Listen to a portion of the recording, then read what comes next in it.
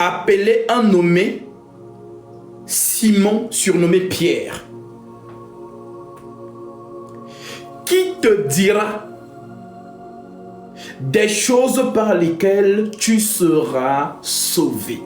Bien-aimé, c'est la parole du Christ qui te sauve. Et par ce mouvement, tu comprends que Jésus connaît tous ses enfants. Jésus vous connaît tous.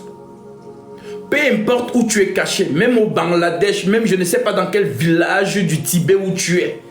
Jésus, s'il te connaît, lorsque l'heure pour toi d'être sauvé arrivera, il va envoyer quelqu'un.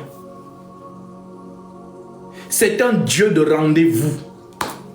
Ce n'est pas le Dieu du hasard, non. C'est un Dieu du rendez-vous. Il a rendez-vous avec chaque élu.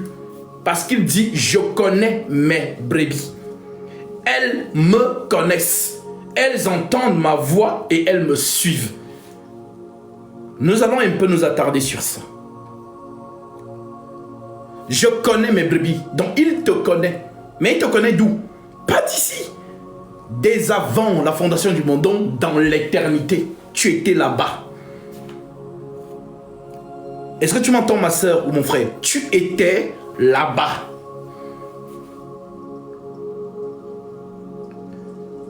Et tu es venu dans cette dimension appelée terre. Tu as revêtu le corps humain et tu as oublié ton identité céleste. Tu as oublié. Tu es devenu monsieur et madame tout le monde. Alors tu as suivi le cours de ta vie. Jusqu'à ce que, un jour, tu entends une voix. Cette voix s'appelle l'évangile.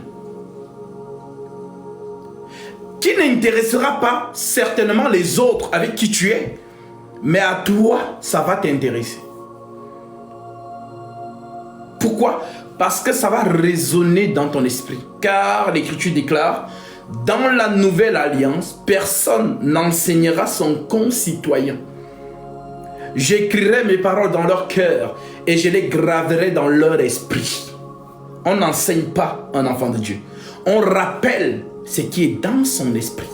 Et lorsqu'il est en face de ce qui est dans son esprit, il y a tressaillement.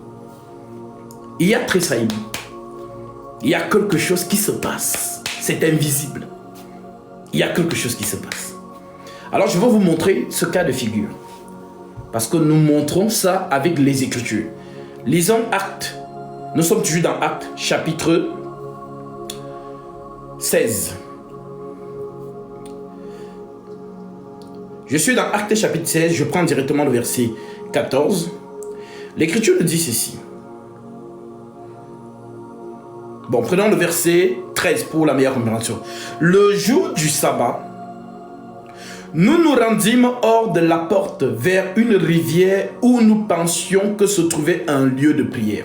Alors je tiens à préciser à tous ceux qui nous écoutent que jadis, il y avait des lieux de prière. Ça veut dire quoi? Des lieux de prière, ça ne veut pas dire que c'était un lieu dédié à telle personne ou dédié à telle personne. Non.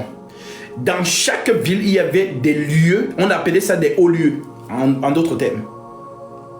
Donc, l'expression « nous cherchons un lieu de prière », ça veut dire qu'un lieu dédié à ça, où vous pouvez vous recueillir.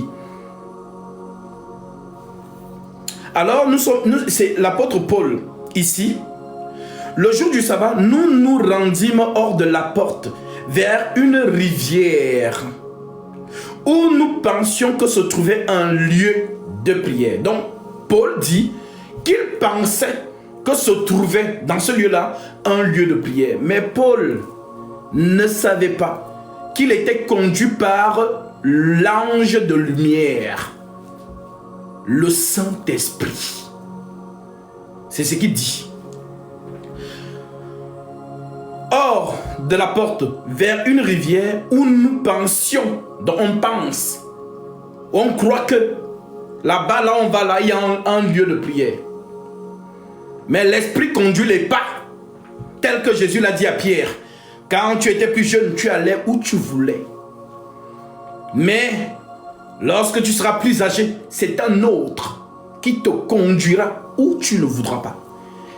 Et l'autre là, c'est le Saint-Esprit qui conduit les pas de ses instruments. Voilà pourquoi l'Écriture dit qu'il est beau ceux qui annoncent les bonnes nouvelles. Qui sont beaux les pieds de ceux qui annoncent les bonnes nouvelles. Nous nous rendîmes. Nous pensions que se trouvait un lieu de prière.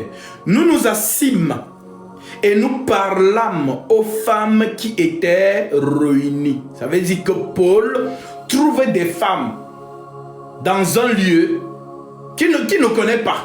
Mais il les trouve là. Nous nous assîmes et nous parlâmes aux femmes qui étaient réunies. Maintenant, regardez. Verset 14. L'une d'elles a dit, parmi les femmes, il y a une enfant de Dieu qui est là. Et c'est elle que le Saint-Esprit est venu chercher.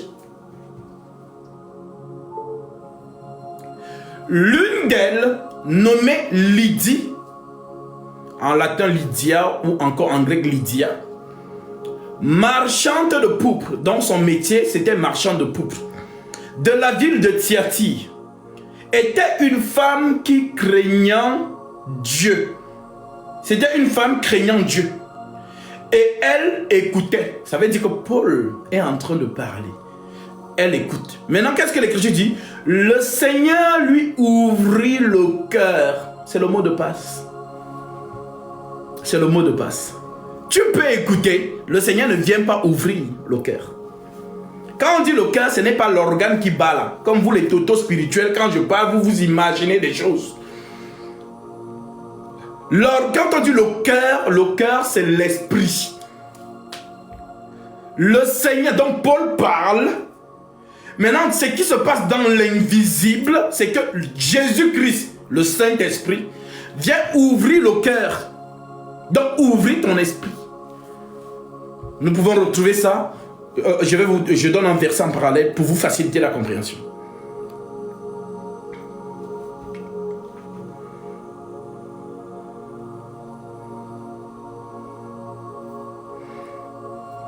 Luc chapitre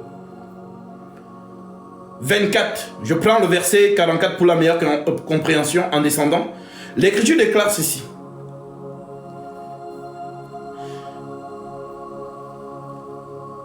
Puis il leur dit, c'est là ce que je vous disais lorsque j'étais encore avec vous, qu'il fallait que s'accomplisse tout ce qui est écrit de moi dans la loi de Moïse, dans les prophètes et dans les psaumes. Verset 45. Alors il leur ouvrit l'esprit afin qu'ils comprissent les Écritures. Dis avec moi, alléluia.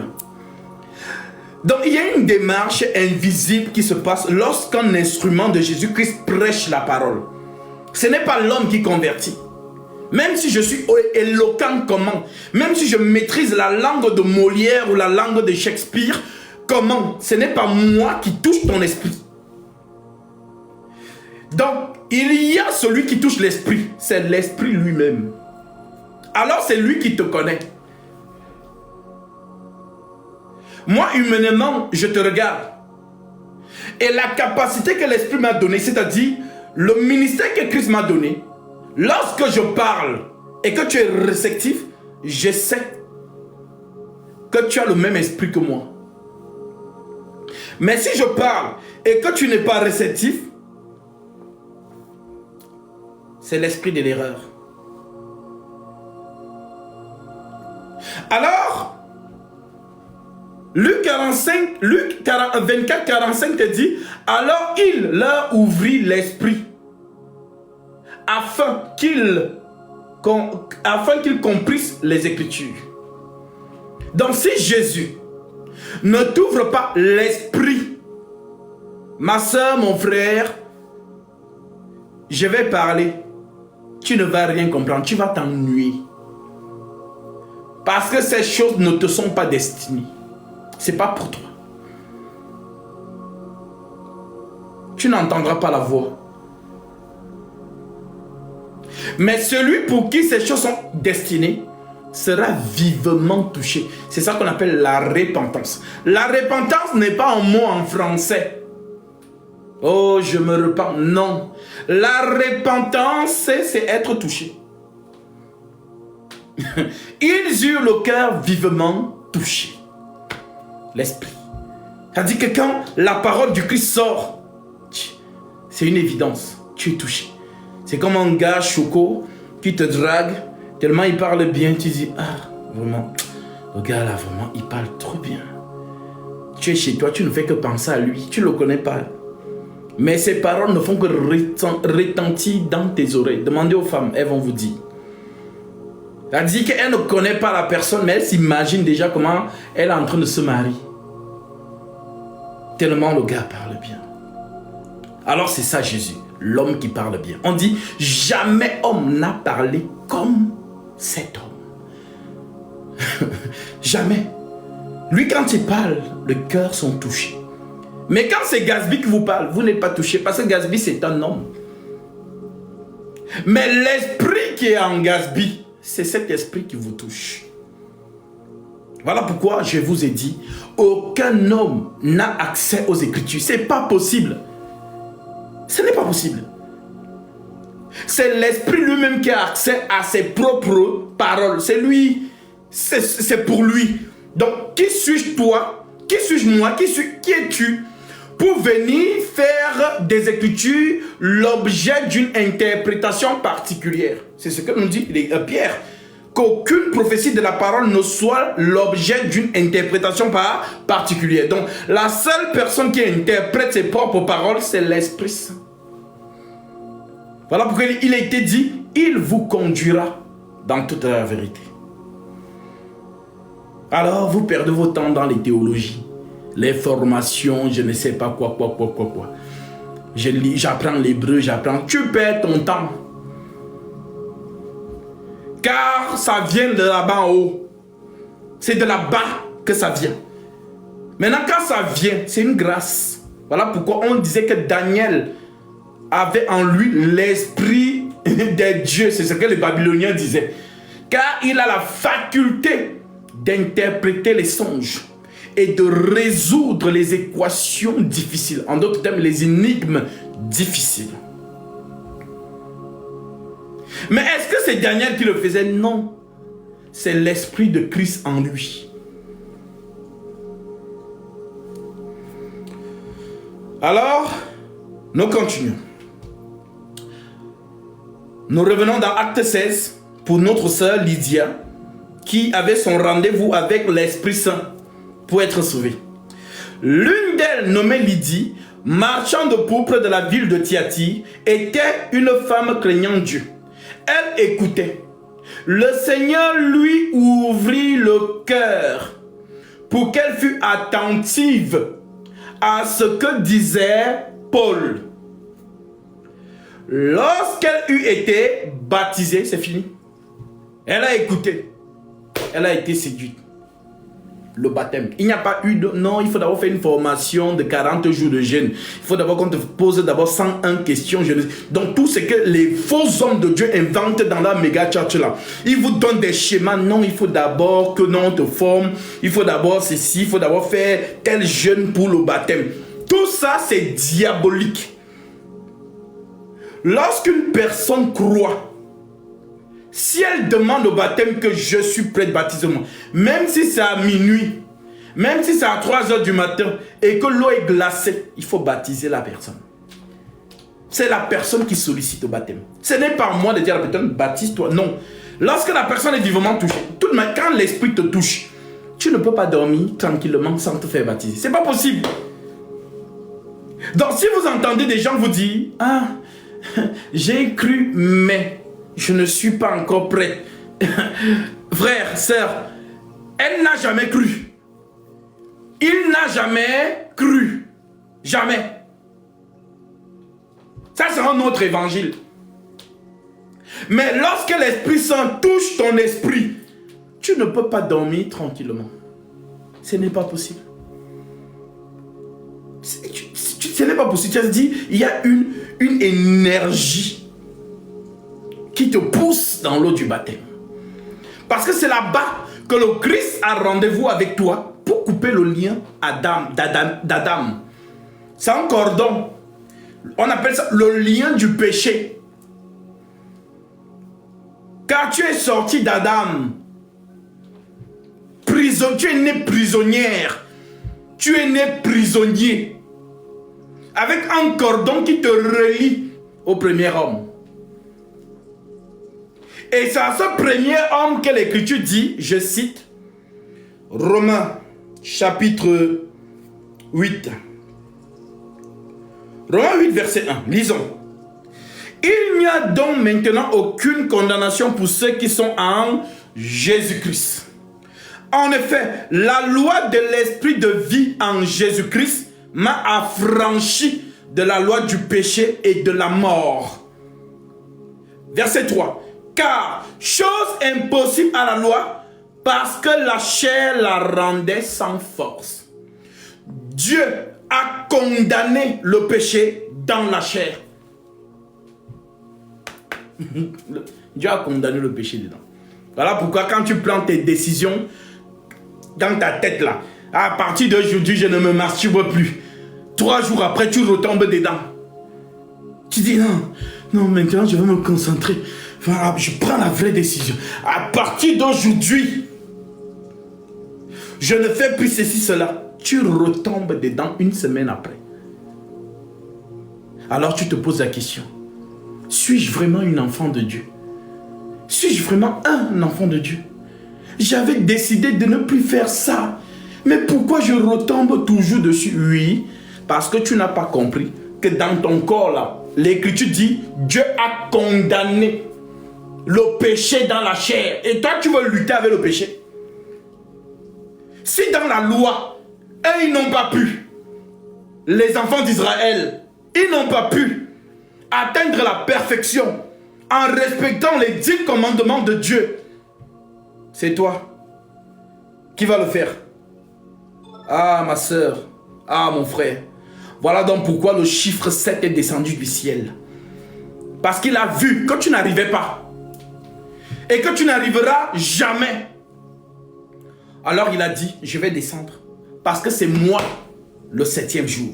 Le jour sanctifié. Genèse 2. Le jour recommandé dans Exode chapitre 20 verset 8. 4e commandement. Tu observeras le jour du sabbat et tu le sanctifieras. Tu ne feras aucun ouvrage servile ce jour-là. Car c'est le jour de l'Éternel. Alors, le chiffre 7 descend du ciel. Et lorsqu'il arrive sur terre, il te dit, venez à moi, vous tous qui êtes fatigués et chargés, et je vous donnerai du repos. Ça veut dire quoi être fatigué et chargé? Ça veut dire que tu trimballes tes péchés. Tu trimballes tes péchés. D'autres prennent les feuilles de figuier pour cacher leur nudité. D'autres ont dit non, il faut aller te laver au village. Il faut faire ce qu'on appelle le lavage pour que tu sois propre.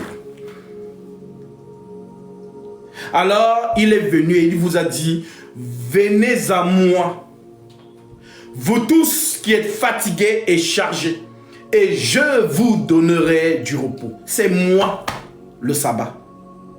C'est moi le sabbat. Le sabbat n'est plus un jour ordinaire. Le sabbat est devenu un homme. Il s'appelle Jésus-Christ. Voilà pourquoi lorsque tu entres dans le sabbat, ma soeur, pourquoi tu as peur? On te dit, il n'y a plus de condamnation pour ceux qui sont dans le sabbat. Mais les faux hommes de Dieu qui n'ont pas compris la puissance de ce qui s'est passé à la croix, vous culpabilise. Alors je t'informe que le culpabilisateur, l'accusateur s'appelle Satan.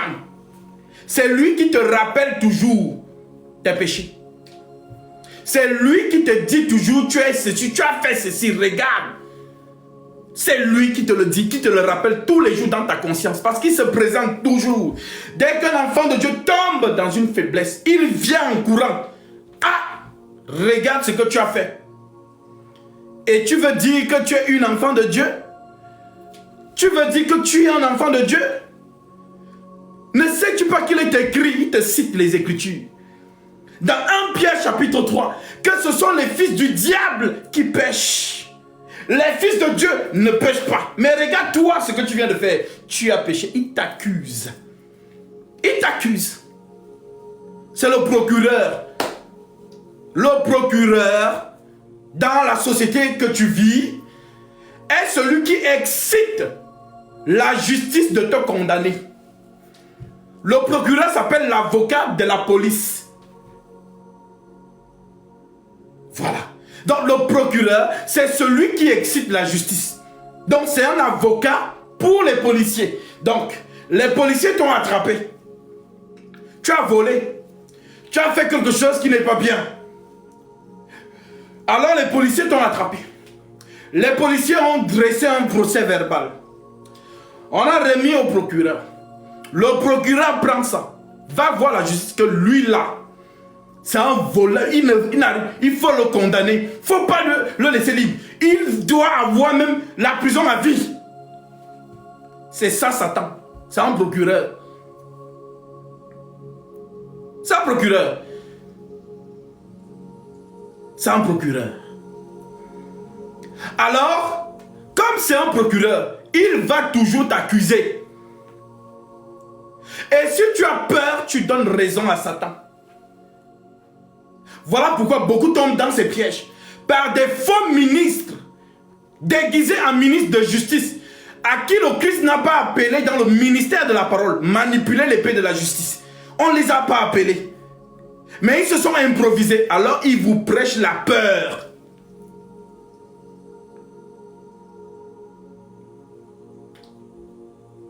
Donc si tu es mal enseigné, et que tu n'as pas compris réellement ce qui s'est passé à la croix,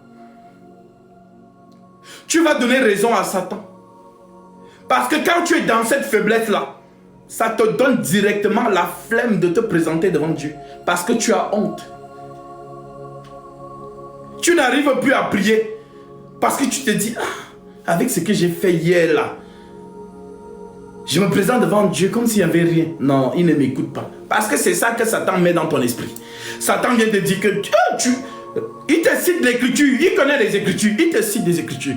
Il est écrit, 1 Jean chapitre 3, ce sont les fils du diable qui pêchent. Toi, regarde ce que tu viens de faire, tu as péché, non? Voilà, tu es fils du diable, tu m'appartiens. Dieu, regarde Vanessa, 2 hommes, regarde. Elle dit qu'elle est ta fille. Pourtant l'écriture dit, non, Dieu, moi je sais que tu es un juste juge. Je sais que tu es un Dieu qui est toujours derrière sa parole pour l'accomplir. Toi tu respectes toujours tes écritures. Tu respectes toujours ta parole. Tu as dit que ce sont les fils du diable qui pêchent. Maintenant, regarde Vanessa. Elle a péché. Regarde Hubert. Il a péché. Il m'appartient. Donne-le-moi. Voilà ce que le procureur fait auprès de Dieu. Alors, si tu n'as pas été bien enseigné, ma soeur, mon frère, tu vas donner raison à Satan parce que il y a une culpabilité qui va venir en toi.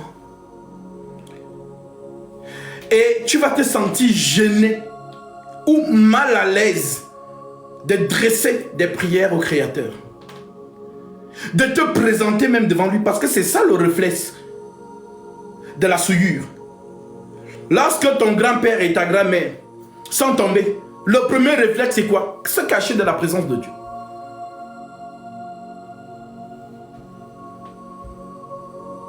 Alors quand tu te caches et que tu sens cette énergie qui te donne la flemme, tu te dis non, je fais trop de mauvaises choses, je suis hypocrite, vraiment je ne peux pas faire ça, tu ne te sens pas à l'aise, tu te sens sale.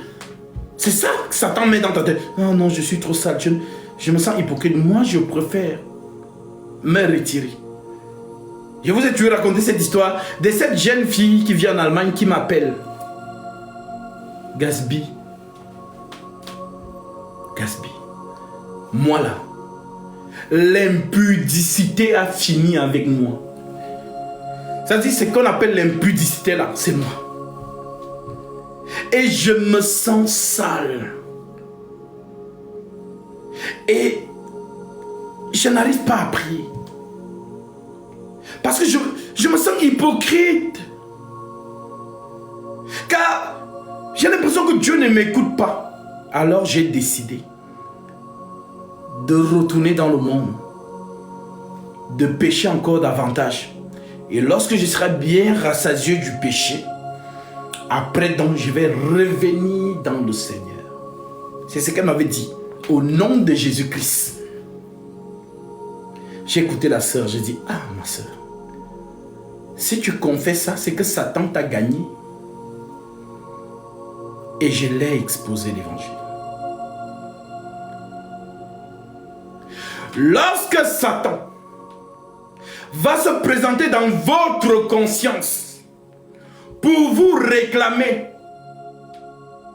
en vous donnant les Écritures, notamment 1 Pierre 3, qui déclare, ce sont les fils du diable qui pêchent. Il va toujours vous donner cette écriture.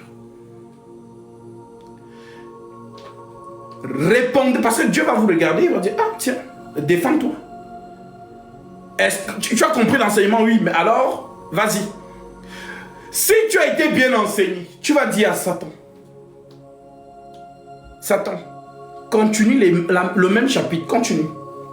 Qu'est-ce qu'il est écrit? Il est écrit que les fils de Dieu ne pêchent point parce qu'ils ont la semence de Dieu en eux. Et ils ne peuvent pécher parce qu'ils sont nés de Dieu. Il n'y a plus de condamnation pour ceux qui sont en Jésus-Christ. Souviens-toi, dans Exode 12, on a sacrifié l'agneau. On a pris le sang de cet agneau, on a mis sur le linteau de la porte.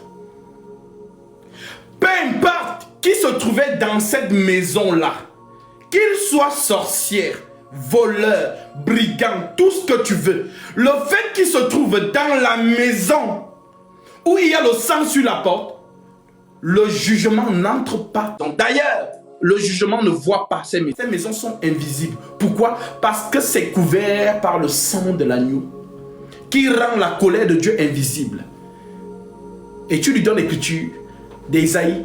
À cause de mon nom, j'ai suspendu ma colère. À cause de ma gloire, je me contiens envers toi pour ne pas t'exterminer.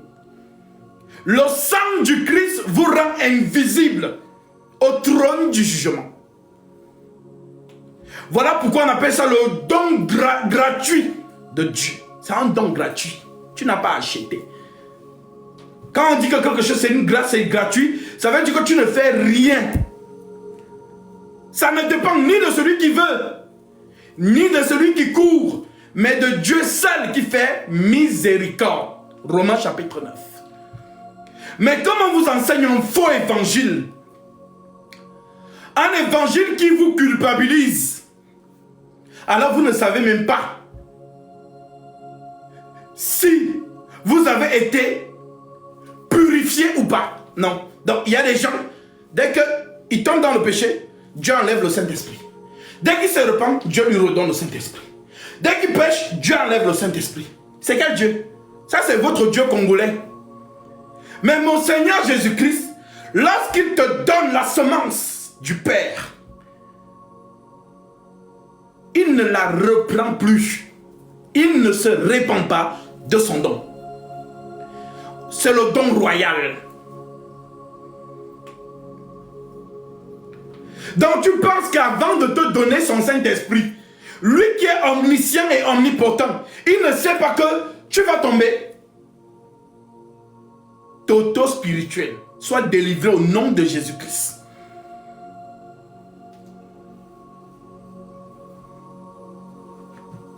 Alors, soyez affranchis par la parole du Christ, car il déclare, lorsque le Fils vous affranchira, alors vous serez réellement affranchis. Beaucoup parmi vous sont encore enchaînés psychiquement. Ça dit, ils sont encore enchaînés dans la conscience. Mais tu le vois, il dit qu'il est chrétien. Et c'est les mauvais enseignements qui enchaînent. C'est ça qu'on appelle le joug étranger. Mais le bon enseignement te libère. C'est-à-dire, c'est ça qu'on appelle affranchi. Lorsque le Fils vous aurait affranchi, alors vous serez réellement affranchi. Quand on dit le Fils, on parle de la parole. Conformément à Hébreux chapitre 1, verset 1. Autrefois, Dieu nous a parlé de plusieurs manières et à plusieurs reprises par nos pères les prophètes. Aujourd'hui, Dieu nous parle par le Fils qu'il a établi héritier de toutes choses, par lequel il a aussi créé le monde, étant le reflet de sa gloire et l'empreinte de sa personne. Donc la parole de Christ t'explique la croix. Et quand tu comprends la croix, c'est ça la libération. C'est ce qu'on appelle la justification.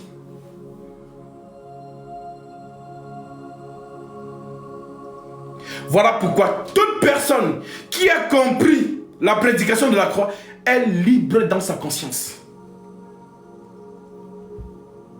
C'est le signe d'un enfant de Dieu. Tu es libre dans ta conscience. Christ t'a racheté. Vous savez ce qu'on appelle dans les Écritures le droit de rachat. Christ t'a racheté.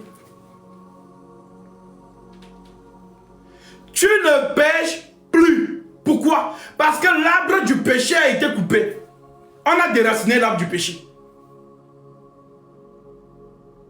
Jésus a paru sur la terre des hommes spécialement pour déraciner le péché. Donc s'il y a un faux homme de Dieu qui te dit que il y a encore un péché qui se balade sur terre, dis-lui que attends, je t'amène chez Gatsby.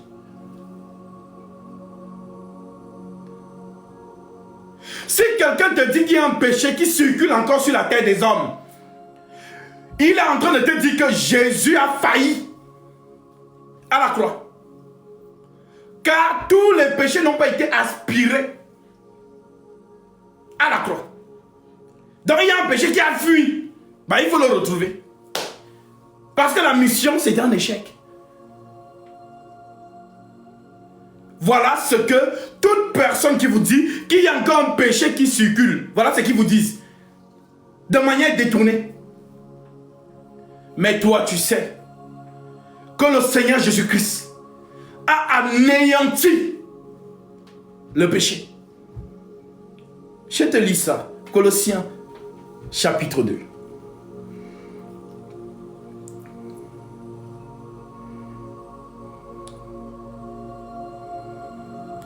Colossiens 2.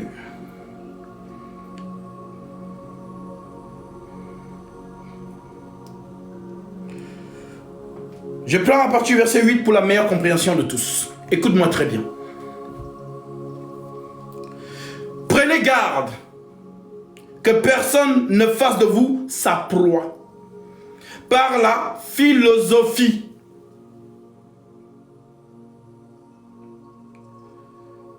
et par une vaine tromperie, s'appuyant sur les traditions des hommes, théologie, toutes ces choses, les fables habilement conçues là, sur les rudiments du monde.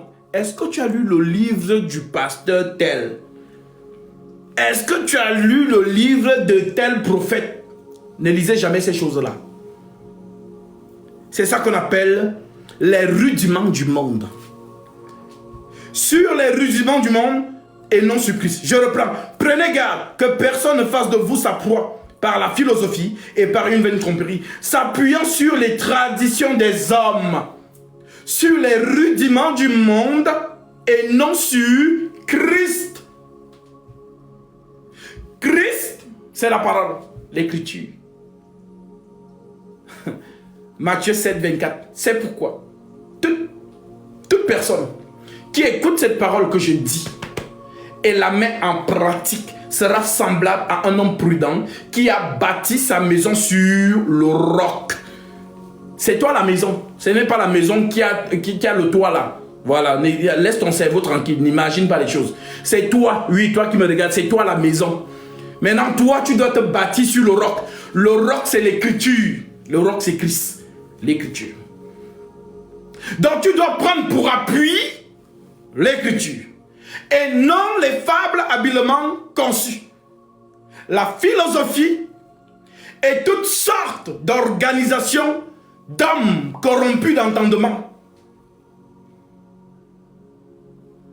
Que Dieu te bénisse pour ces couronnes. Car en Christ, car en lui habita corporellement toute la plénitude de la divinité.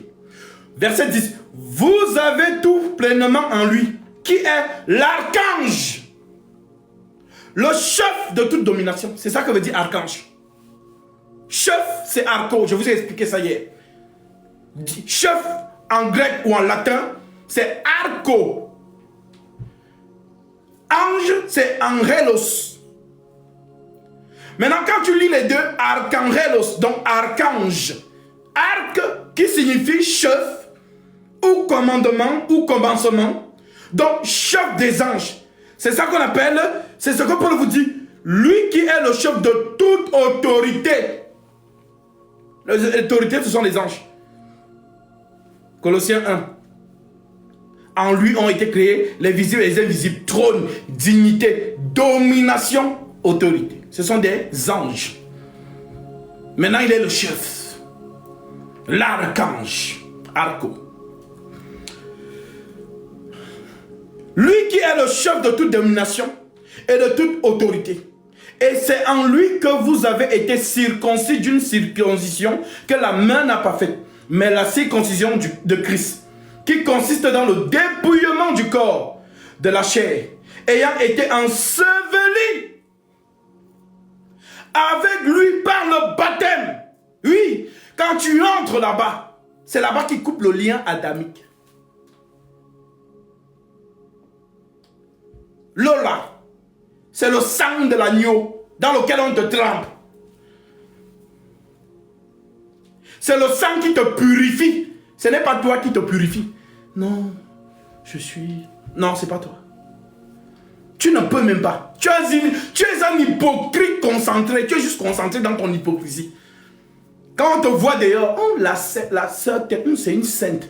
Le frère, c'est un saint. Non. Tu es hypocrite avec toi-même. Mais le Christ qui voit dans le secret connaît ta faiblesse. Il sait.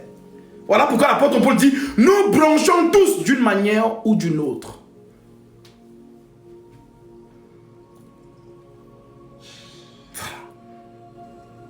Voilà pourquoi l'Écriture dit, ce n'est point par les œuvres, afin que personne ne se glorifie.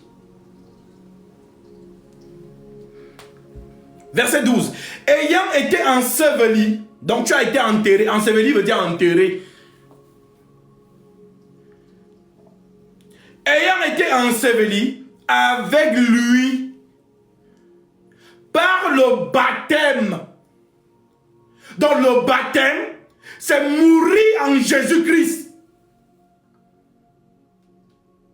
C'est rejoindre le Seigneur à la croix.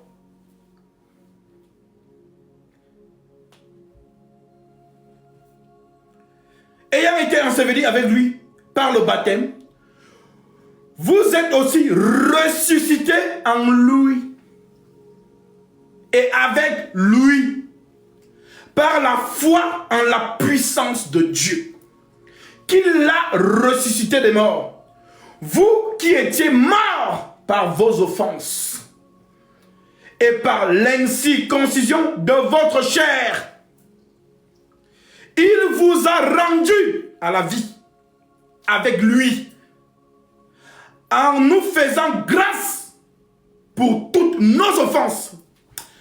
Franchement, si toi tu ne comprends pas cet enseignement aujourd'hui, c'est que tu es vraiment, je ne sais pas, je ne sais même pas comment te qualifier.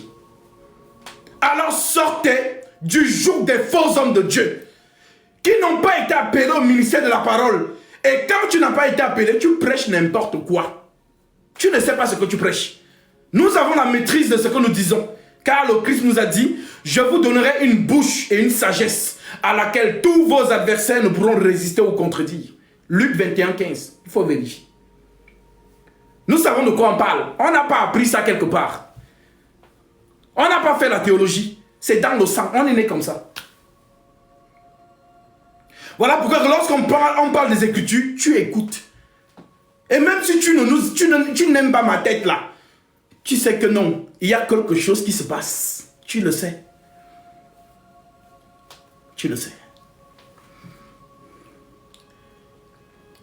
Il vous a rendu à la vie avec lui en nous faisant grâce pour toutes nos offenses. Il vous a fait, ma soeur, il t'a fait grâce pour toutes tes offenses. Sois libre. Dépose ton colis. Tu n'es pas fatigué de porter ton colis. Dépose-le. Dépose ton colis. Il t'a rendu libre de toutes tes offenses. Les gens veulent te faire croire que non, ce n'est pas facile, il y a un piège. Non, tu es libre. Tu es libre. Accepte la liberté en Christ gratuitement. Accepte. Tu es libre.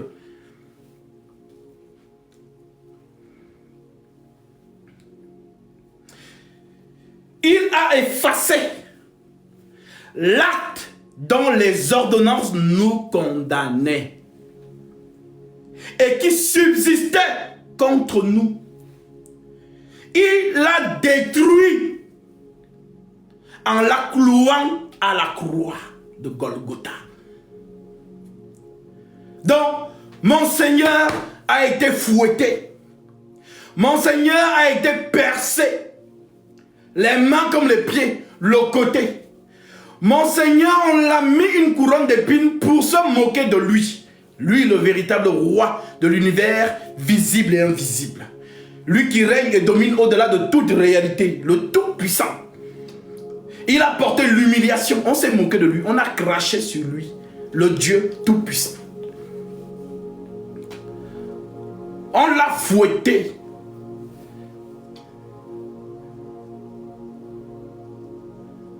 Ma soeur, il a porté ton humiliation. Mon frère, il a porté tes péchés. Que Dieu te bénisse, Gracia, pour ton offrande. Tu as certainement été touché par la parole et tu as décidé de faire cette offrande. Et comme il est fidèle à sa parole, il dit dans sa parole, lorsque vous entrez dans une maison, saluez-la. Si la maison se juge digne, que votre Père vienne sur elle. Et si la maison ne se juge pas digne, que votre Père retourne avec vous. Tu en es digne, car ce que tu as envoyé, je vais manger. Et lorsque ces trois hommes ont mangé chez Abraham, l'enfant est venu dans cette maison. Cet enfant désiré. Alors je proclame au nom de Jésus-Christ que le Seigneur te donne ce que ton cœur désire au plus profond de toi. C'est lui qui connaît tes doléances et tes désirs. Qu'il alimente l'œuvre de tes mains et qu'il te fasse prospérer à tous égards. Qu'il déverse sur toi ses dons spirituels. Que ta maison ne manque jamais de blé ni d'huile. Et qu'il te soit favorable dans toutes tes voies. Au nom de Jésus-Christ, sois béni. Alors oui, le Seigneur a porté tes transgressions. Il a tout porté.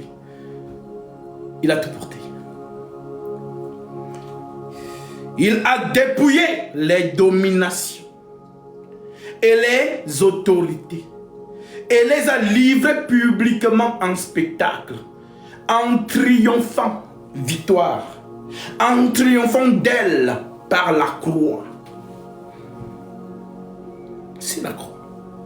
Il a tout porté. Tu es libre de tout fardeau. Tu es libre. Accepte que tu es libre. Pourquoi on veut te contraindre à accepter cette liberté?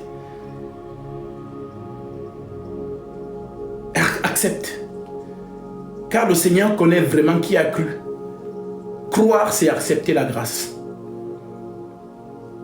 Et Jésus sait très bien qui a cru et qui n'a pas cru. Parce que si tu es vraiment un enfant de Dieu, quand tu crois, l'Esprit vient.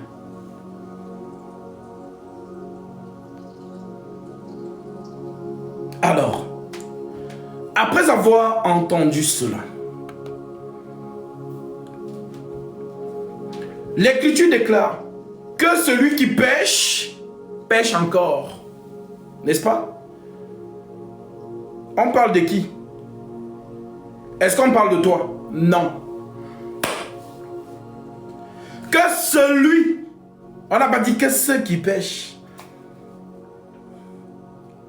Que celui qui pêche, pêche encore. Celui-là, c'est qui? C'est le méchant. Le Seigneur a tout fait pour un but. Même le méchant, pas les méchants. Même le méchant pour le jour du malheur. Et tu connais le méchant? On dit qu'il pêche dès le commencement. C'est de lui qu'on parle. Que celui qui pêche, pêche encore. C'est Satan. Que celui qui se sanctifie davantage. Qui se sanctifie? C'est toi? Toi, tu peux te sanctifier? Non, tu peux pas. Il y en a un qui se sanctifie davantage. Parce que c'est sa nature, la sanctification. Et je vais te donner comment il a dit lui-même. Jean 17. Jean chapitre 17. Verset 19. Je lis pour toi. L'Écriture déclare, c'est la prière sacerdotale. Hein. Ça c'est la prière qu'il a faite pour toi. Alors il déclare ceci. Je me sanctifie moi-même pour eux. Tu as compris? Je me sanctifie moi-même pour eux. Qui a dit ça? C'est Jésus. Il s'est sanctifié pour toi.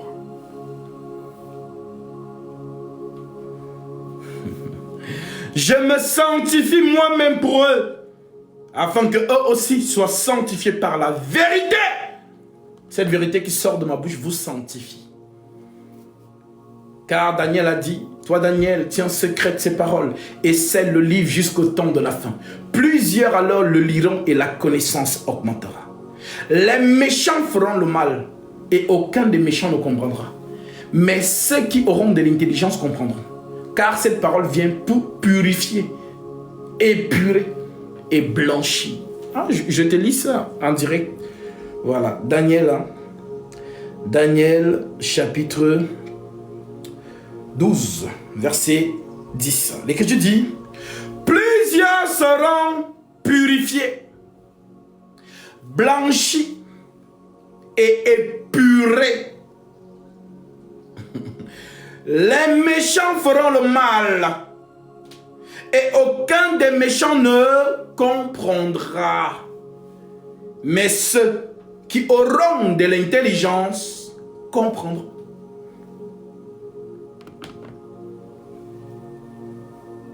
Maintenant, car l'Écriture dit, il a préparé les bonnes œuvres pour que nous les pratiquions.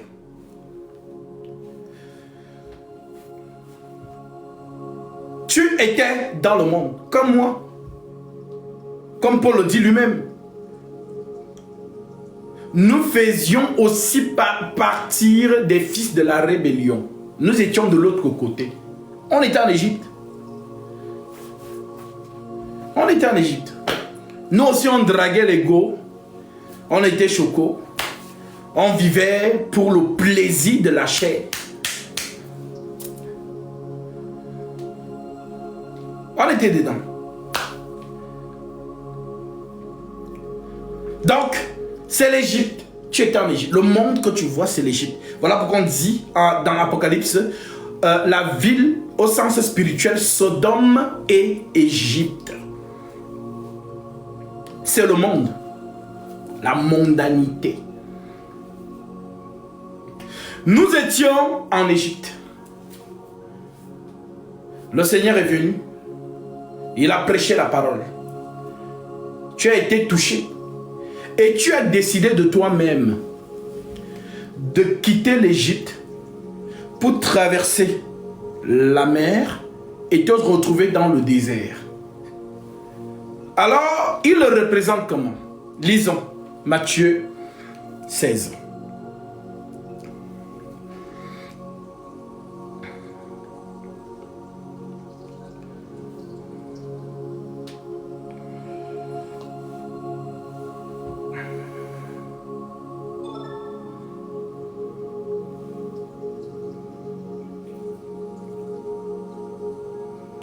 Matthieu chapitre 16, verset 24.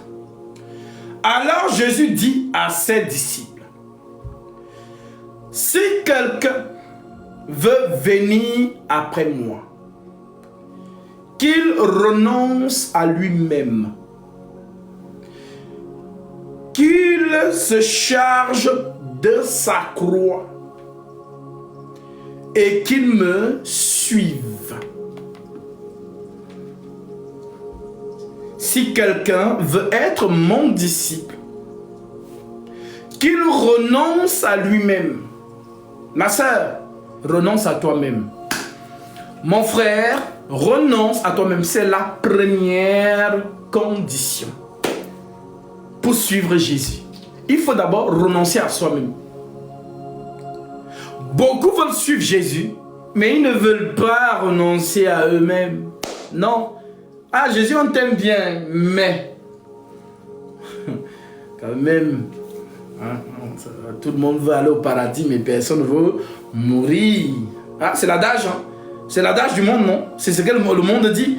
Tout le monde veut aller au paradis, mais personne ne veut mourir. Donc, c'est ce dont les gens manifestent. Jésus, on veut bien te suivre, mais moi, je me trouve encore très belle. Hein. Je suis trop belle. Moi, je me trouve encore trop beau. Avec tous les go qu'il y a à Abidjan là. Ah, Jésus. Ah, Jésus, tu as vu les gars chocos de Paris là. Il faut quand même que je mette des mini-robes pour eux. Je dois quand même les... Je dois quand même... Voilà ce que le monde dit. Inconsciemment. Et Jésus vous l'a dit, mais les gens n'ont pas compris. Si quelqu'un veut être mon disciple, dans d'autres versions, si quelqu'un veut venir après moi, qu'il renonce à lui-même. Alors ma soeur, je te pose la question aujourd'hui. Mon frère, je te pose la question. Renoncer à soi-même, c'est quoi? Renoncer à renoncer à moi-même, c'est mourir. Car l'Écriture dit, l'homme ne peut me voir et vivre. Tu dis ça tous les jours, mais tu n'avais pas compris. L'homme ne peut me voir et vivre. Quand on voit Dieu, on meurt. Maintenant, si tu as vu Jésus, bah, tu es morte. Parce que Jésus ne marche pas avec des gens qui vivent par eux-mêmes. Non. Quand on voit Jésus, on meurt. Parce que quand on meurt, c'est lui qui prend notre place. Alors tu peux dire comme Paul, ce n'est plus moi qui vis. C'est Christ qui vit en moi. Tu as compris? Voilà. Ce n'est plus toi qui vis. Toi, tu es morte. Tu es morte. L'eau du baptême, c'est la mort. Tu es morte. Tu as décidé de quitter l'Égypte. Tu as laissé les beaux garçons du Cameroun. Les Camerounais, ils sont beaux. Hein? Voilà. Tu as laissé les beaux garçons de Paris, de New York, de Washington, de Mykonos, de Miami. Les Espagnols et tout ça, les Congolais, les Ivoiriens. Tu as laissé le Togo, voilà. Tu as laissé tous ces beaux garçons-là. Tu as dit, ah, tu as bien réfléchi. Tu dis, ah, regarde comment les gars là sont chocos.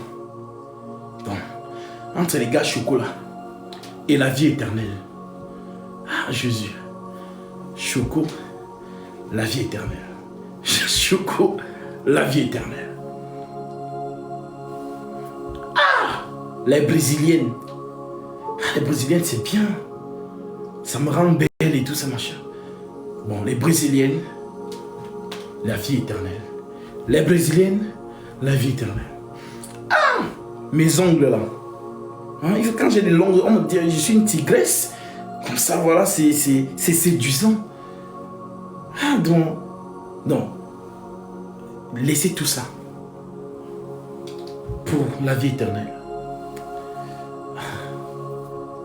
Je vous assure, c'est peut-être théâtral ce que je fais, mais je vous assure que c'est l'état d'esprit de beaucoup de gens. Je vous assure. Je vous assure que c'est la pure vérité. Les gens n'ont pas renoncé à eux-mêmes. Ils n'ont pas renoncé. Elle n'a pas renoncé à elle-même. Pour elle, elle vit encore. Alors je te dis une chose aujourd'hui, ma soeur. Je te dis une chose aujourd'hui, mon frère. Lorsque la parole t'a touché et que tu as décidé de quitter l'Égypte pour entrer dans la mer Rouge et sortir, commencer la marche avec Dieu dans le désert. Parce que dans le désert, il n'y a rien dans le désert. Il n'y a rien. Il n'y a que deux choses. La colonne de feu la nuit et la colonne de nuée le jour. Il n'y a pas de restaurant, il n'y a pas de boulangerie. Alors je te pose la question. Comment est-ce que Israël mangeait? Mais nous lisons que l'Écriture dit que la manne tombait du ciel.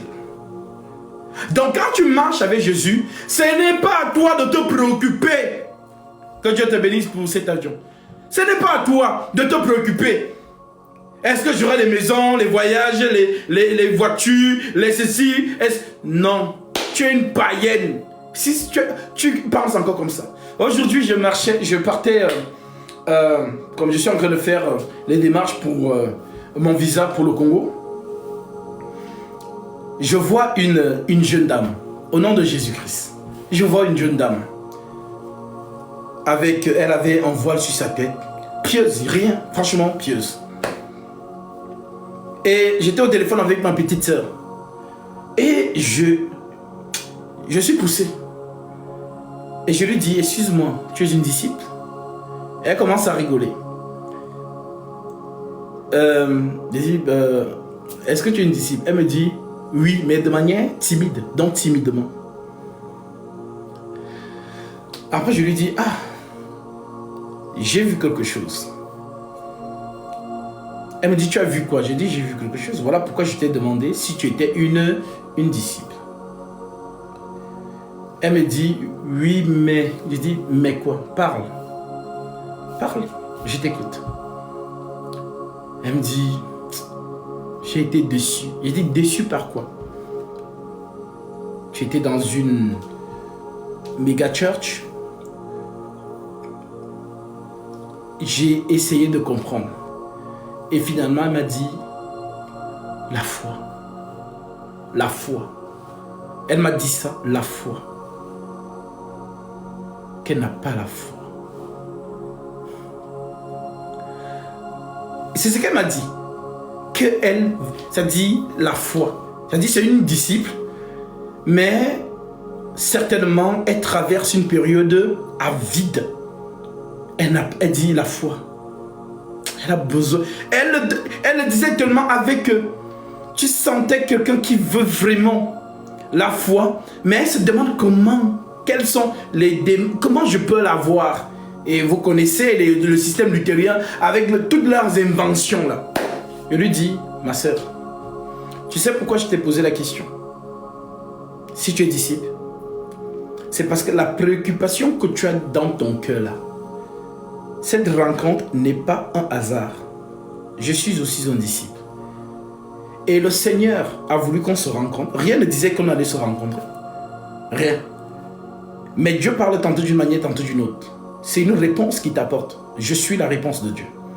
J'ai commencé à lui dire, qu'est-ce que dit l'Écriture à propos de la foi? La foi vient de ce qu'on entend. Et ce qu'on entend vient de la parole de Christ.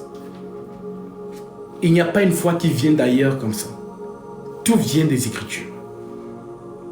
J'ai commencé à l'exhorter. Et elle était captivée, mais timide.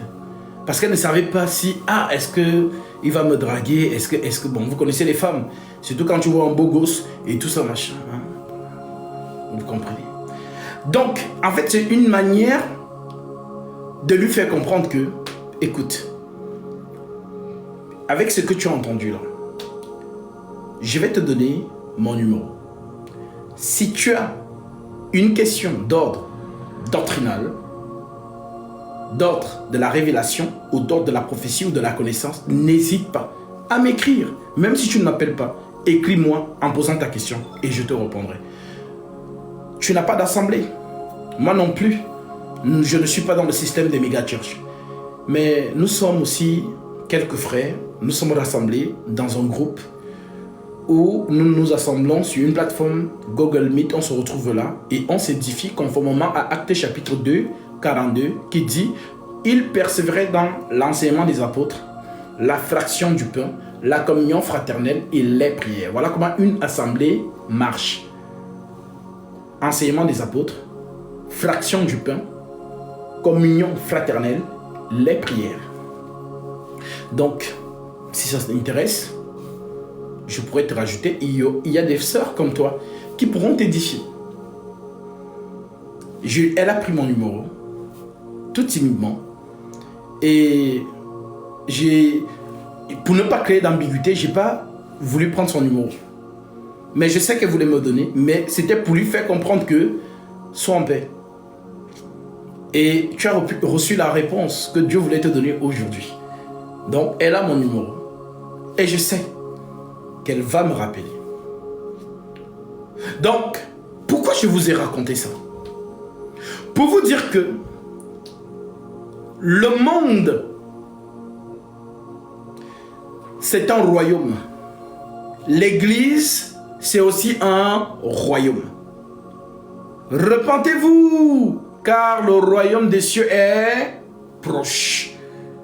Et le royaume des cieux, c'est le Saint-Esprit, l'église.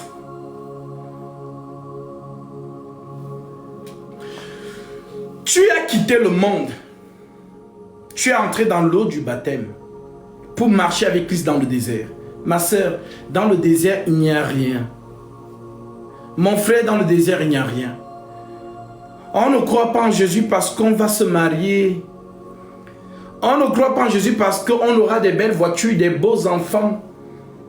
Parce qu'on aura toutes ces choses que les faux hommes de Dieu, ce faux évangile qu'ils ont engendré depuis des générations. L'évangile où, dès que tu crois en Jésus, ta vie change. Tu as des belles voitures, tu as des promotions au travail, ou quoi que ce soit. Non, on n'a pas cru au Seigneur pour ça. Regarde ceux qui nous ont précédés dans la foi. Parfois, il faut un peu connaître l'histoire de l'église née à Jérusalem, dont l'assemblée mère à Jérusalem. Regarde comment ils sont morts. Regarde un peu leur vie. Une vie de calamité. On leur chasse à Jérusalem. On les poursuit à Damas, en Pamphylie, en Cappadoce. Une vie où, je ne sais pas s'ils avaient une vie stable. Nos frères qui nous ont précédés dans la foi. Et ils étaient toujours obligés de se cacher. De vivre de manière clandestine. On nous a persécutés. Mais toi, tu es en 2023. Tu es dans l'évangile de Marcelo Tunasi, de Joël Tatou, d'Ivan Castano, de Joss Meyer, Ellen White, Benny Hinn, Atoms, tous ces faux hommes de Dieu qui vous ont apporté un évangile bonbon.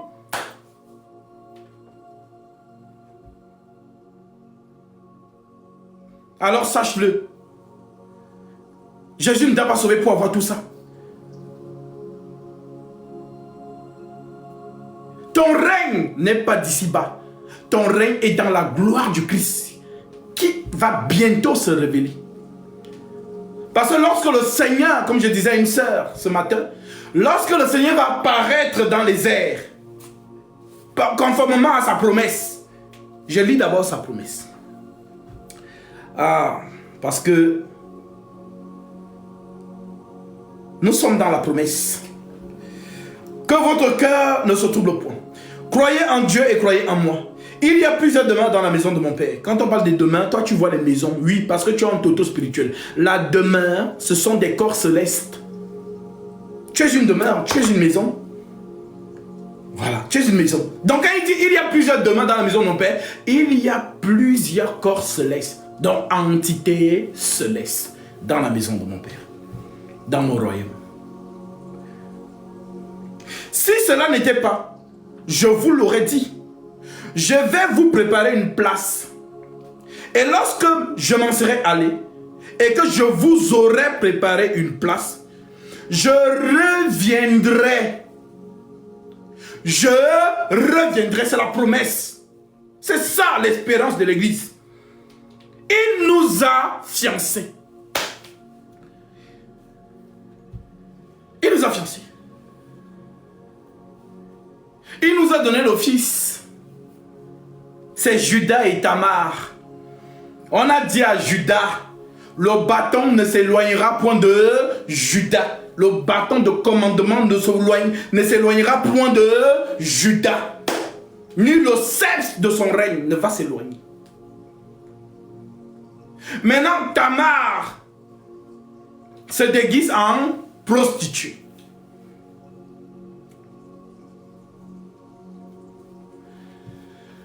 Elle demande à son beau-père depuis de lui donner Sheila, le dernier-né. Mais le père dit, la femme-ci, elle s'est mariée avec mon fils aîné, il est mort. Je lui ai donné mon autre fils, il est aussi mort. La femme-ci, certainement, elle tue mes enfants. Alors Sheila, c'est mon dernier-né, je ne peux pas donner Sheila. Alors, vu qu'il avait promis que quand Sheila sera grande, il va la lui donner, alors c'est qu'il n'a pas fait. Alors Tamar se déguise en prostituée. Elle va à l'entrée de la porte de la ville. Elle voit Judas et son ami. Judas dit à la prostituée, laisse-moi coucher avec toi. Tout ça, ce sont des mouvements prophétiques. Laisse-moi coucher avec toi. La prostituée lui dit, que me donnerais-tu avant que je ne couche avec toi? Judas dit, je n'ai rien. Mais ne t'inquiète pas, je vais envoyer mon ami, il va te donner un mouton ou une brebis. Je paraphrase. Tamar dit non. Ce que tu as là, qu'est-ce qu'il avait? Le bâton de Judas. Le bâton ne s'éloignera point de Judas. Il avait le cordon. Alors, le bâton, le cordon et le cachet. Il a pris ça, il a donné à qui? À la prostituée. Ah, quel beau mouvement prophétique, Seigneur Jésus-Christ. La prostituée a maintenant le bâton, le cordon et le cachet. Symbole de la puissance de Judas. C'est elle qui a ça. Maintenant, Judas couche avec elle. Et il la met enceinte. Maintenant, la prostituée est enceinte. La fille garde donc les gages. Un gage, c'est-à-dire, bon, ce qui me prouve que tu vas revenir, c'est le gage. Donc, comme tu as les choses, j'ai à ma main, ce que tu as le plus important, alors je suis sûr que tu vas revenir. Ben, si tu ne reviens pas, je garde quand même ça. Alors, Judas lui dit, non, t'inquiète pas, je vais revenir. Je vais revenir. Alors, tiens, je vais revenir. Voilà pourquoi j'ai l'assurance qu'il revient. Parce que nous avons la puissance. Cette force qui est sortie de lui pour arrêter le saignement du sang de la femme pendant 12 ans. Il a dit, une force est sortie de moi. C'est le bâton, le cachet et le cordon. C'est Tamar et Judas. C'est l'accomplissement. Alors, Judas envoie son ami avec le mouton.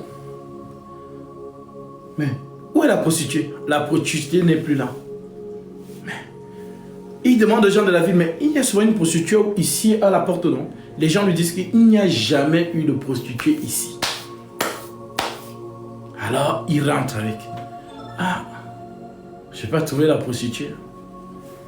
Maintenant, Tamar est enceinte. On va donc dire à Judas que Judas, ta belle-fille Tamar, elle est enceinte.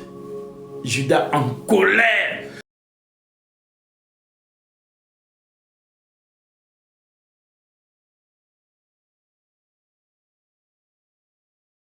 Alors, on l'amène. Et elle dit, attendez. Elle avait une assurance. Elle avait tellement une assurance qu'elle s'est dit, attendez, avant de me brûler, que celui à qui appartiennent ces choses reconnaisse ces choses. C'est là où Judas voit son bâton, son cordon et son cachet. Et il dit, oh, non, ne la brûlez pas. C'est vrai, c'est moi, j'ai fauté. Je devais lui donner Sheila, mais j'ai tardé. Alors, elle a fait tout son possible pour avoir un enfant. Donc, l'enfant qui est dans le ventre de Tamar représente le fils qui est en toi aujourd'hui, la semence de Dieu, le Saint-Esprit.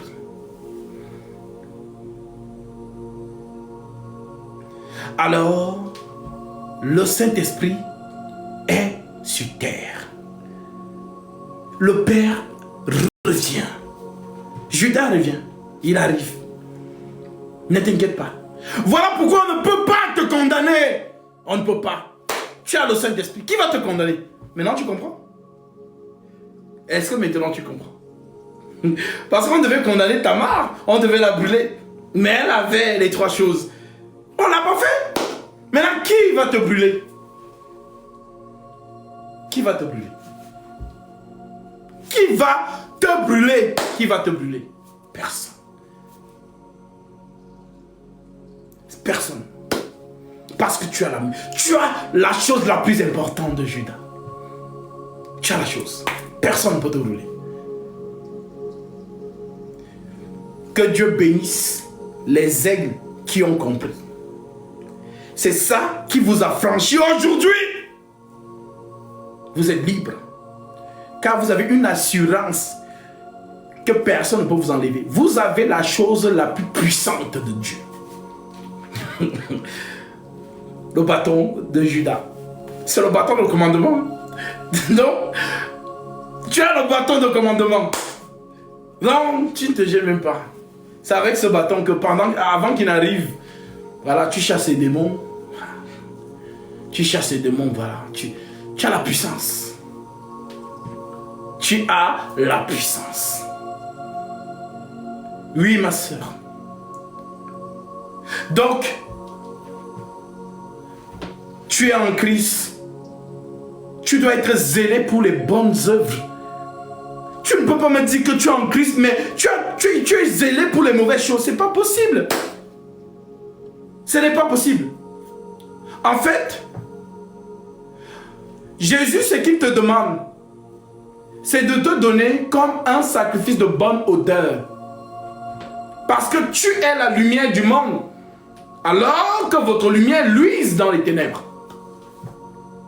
Donc, tu as le devoir de porter du fruit. Quatrième terre. Matthieu, chapitre 13, verset 23. La bonne terre est celle qui entend la parole et qui la comprend. Elle porte du fruit. Un grain en donne 100. L'autre 60 et l'autre 30. Alors, porte du fruit. Par tes fruits, on honore ton Père au milieu des païens. On rend témoignage de ton Père au milieu des païens. Ça, non. C'est vraiment la fille de Jésus-Christ. Regarde comment elle est. Ce sont les fruits. Maintenant, dis-moi. Tu dis que tu es la fille de Jésus-Christ. Mais quand on te regarde, on voit toutes les cuisses dehors. On voit ton apparence mondaine. Aucune onction ne dégage de toi.